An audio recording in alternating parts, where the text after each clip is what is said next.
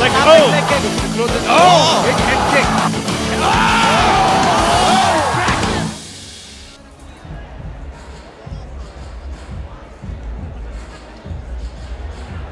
Now, the first fight on the pro card is between Angad Bisht and Dhruv Chaudhary. Now, what very few people know is the fact that this is also a rematch. You could say this fight card has a lot of rematches.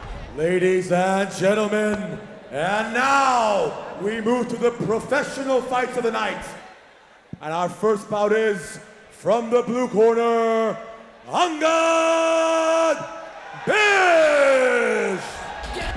Angad Bisht had a very, very good 2018 and 2019. Has his own gym in Uttarakhand, in Dehradun. His introduction to the sport of MMA is very interesting as well, because I talked to him before the fight. I asked him about his history. He said he initially started with bodybuilding. He wanted to get into fitness. But the interesting thing also is Dhruv is very well rounded. His last fight that happened in Matrix Fight Night 1. Yeah, and it's funny, you're talking to Dhruv. And now, his opponent, fighting out of the red corner, Dhruv Chaudhary! Dhruv Chaudhary obviously is a fan favorite here. The crowd absolutely loves him. He's currently training out of the Matrix, MMA Matrix gym in Bombay. However, he has fought in SFL here. One of the most crowd-pleasing fighters. Oh yeah, definitely some personality here, which you gotta love. It's great for the sport. The crowd, the fans love fighters like this that add a little flair as they come into the ring. And he looks focused here. Redeem himself for that the last fight. Right, so Dhruv Chaudhary essentially beat Angad last year. Two real exciting fighters. Ladies and gentlemen, the referee for this bout is Ryan!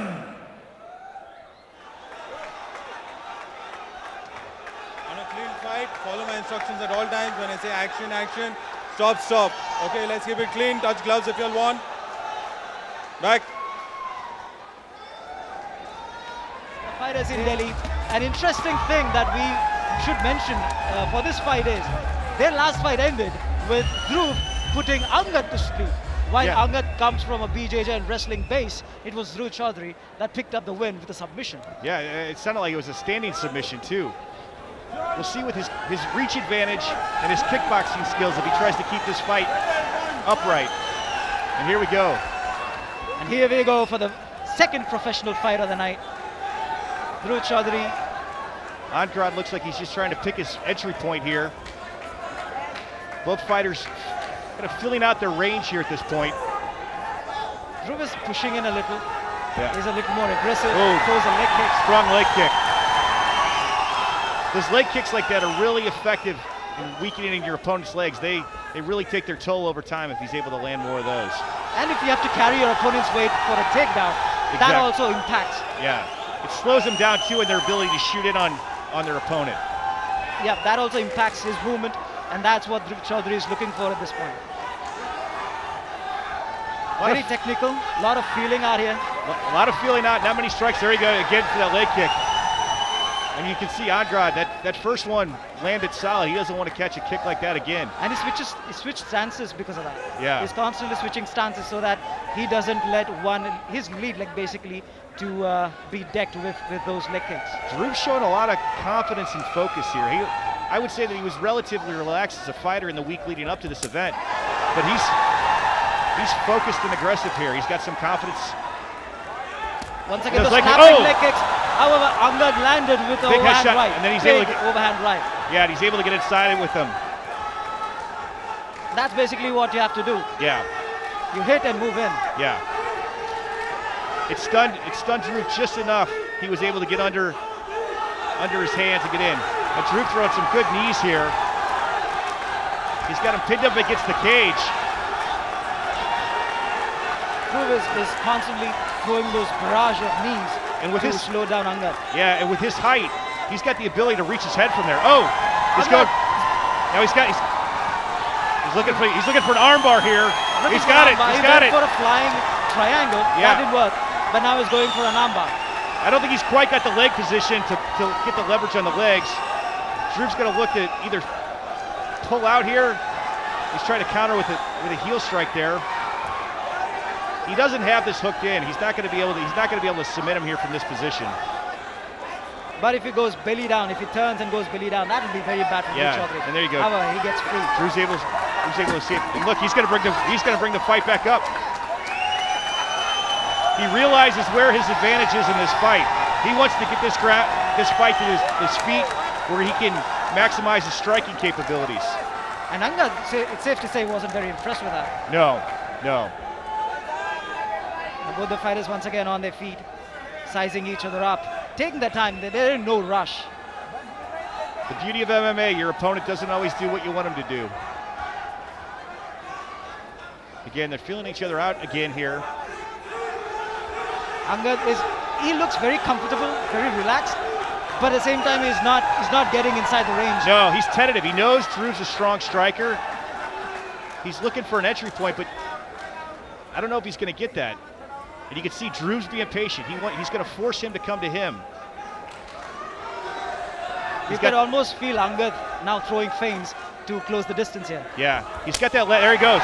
He's got that left. He's sticking that left leg out there, and Dhruv's going to take advantage of that and see if he can loosen him up a little bit. Dhruv is basically ensuring that he follows his game plan. He doesn't want Angad to close the distance, to keep him at bay. He's using his leg kicks, and that is working as well. Angad is switching stances. He's very uncomfortable when Dhruv throws those leg kicks. Right, and you can tell Dhruv's controlling the center of the ring. A good shoot there. Now he's inside. We'll see if he's able. Dhruv's got the underhooks in, but he's able to take him down. Oh! Dhruv reversed. That was a very good reversal. Yeah. Now Dhruv with the upper hand. We'll see if he's going to come back up to his feet. Yep, he's going to try and bring it back up to his feet. Throws a strike there. And we see Dhruv's controlling the center of the ring. He's making Angad move around him. And that just shows the confidence that he's got in his striking ability against this fighter. Dhruv is in no hurry because he's waiting for the right opportunity, the right opening. Right. So that he can connect with his kicks or his hands. And let his hands fly. Angad knows what kind of a striker is. He's reluctant to try and take that risk to get inside. Again, he's got that left leg out there. Dhruv wants to try and take advantage of that. Soften him up a little bit, slow him down. Slow him down. We're almost at the end of the first round here. We'll see if Dhruv's going to press the action here. Both the fighters are interested. But Dhruv is not going to let him inside that range, that striking distance or for a clinch or a takedown. Dhruv's got good strikes. We don't know how much power he's got. Ideally, he's probably going to get hit on the way in, but it's probably not going to be a knockout punch. And that's a risk that you want to take to get this fight to the ground. Pressure advantage there. And when Angad went for that double leg before, he did not set that up. He just shot in. Right. And you should be very careful when you're doing that, especially against someone like Dhruv Chaudhary. Yeah, you open yourself up. But you're rarely vulnerable to knees as you're coming into that low position. Both the fighters once again feeling things out. They are not pushing the action. Angad went for a high kick over the head kick, but Dhruv, the one thing that you can tell about Dhruv is he knows how to maintain that distance. He does, and he's very relaxed in his stance and his style. You can tell, I think Angad's a little tense here. He's not as relaxed as Dhruv. I think he's still a little nervous. He's probably got that loss in the back of his head. Dhruv is basically standing at the outer edge of the striking range.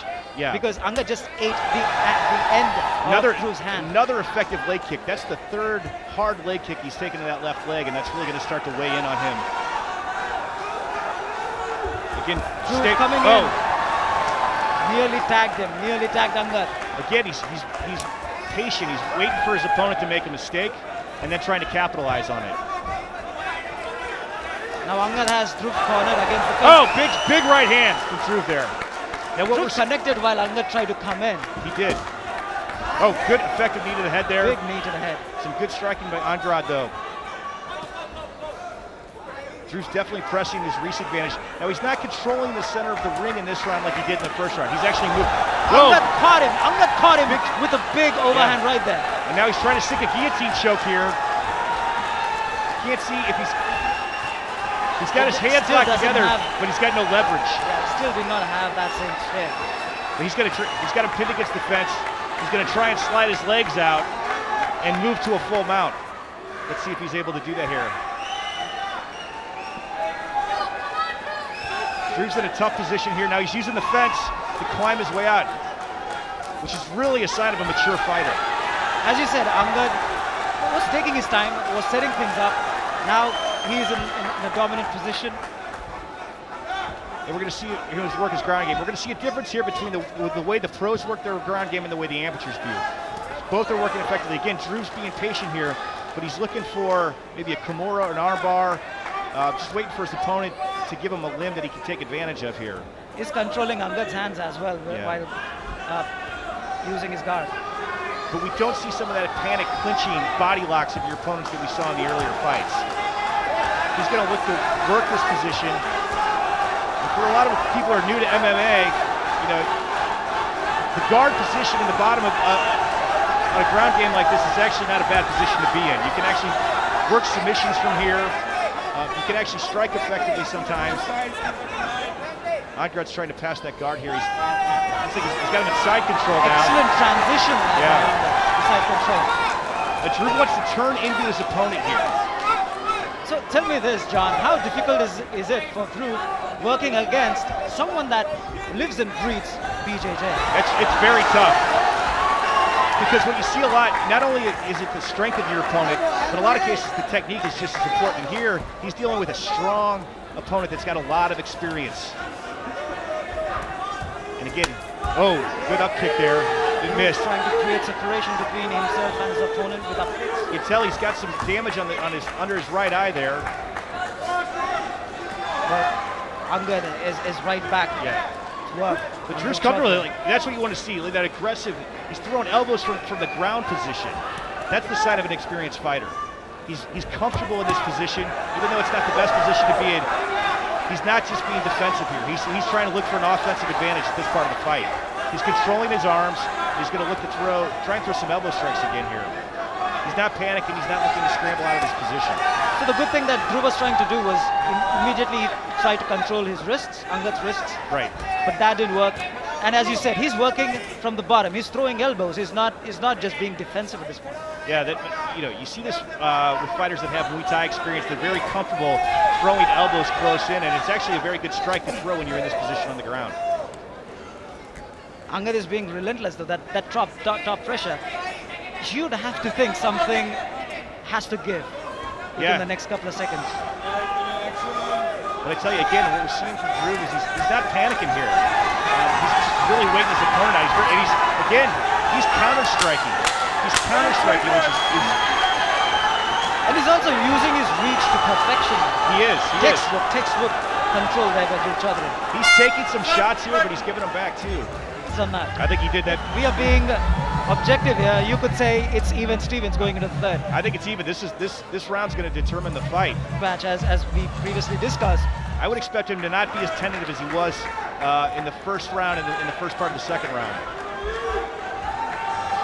Angad seems to be sporting a bruise under his right eye. Yeah.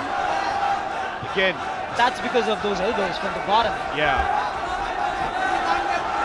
And again, Drew's going to try and keep this fight on its feet. Angad's a little tentative here, but he's moving in. Again, now he's controlling the center of the ring. The fans obviously split down the middle. Oh, Drew going for the head kick there. He's got that leg out there. It'll be interesting to see. I mean, he's ripe for a leg kick there to see if he can slow his opponent down. Drew's finding his reach. Now he goes. You can tell by the way he's throwing those punches, though, the fatigue's starting to set in here. And Angad, as we said, he was being kept on the outside of the pocket. Yeah. Now he's more comfortable coming in. Yeah. He's standing right in front of Strong leg kick from Drew there, though. Oh, big left hand going in. It gets him inside. He's got the single leg and he takes him to the ground.